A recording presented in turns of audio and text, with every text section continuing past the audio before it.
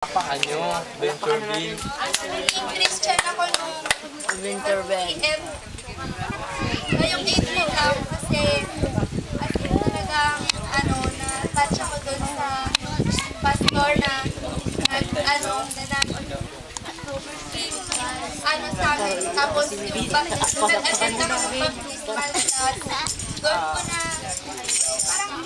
naisip yun yung pinakamasayang araw ko kasi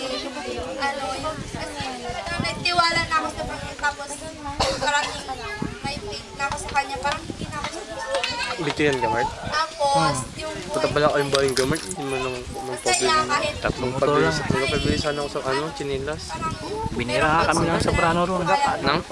Binira kami ng soprano. ayusin, Parking pa kayo, parking pa.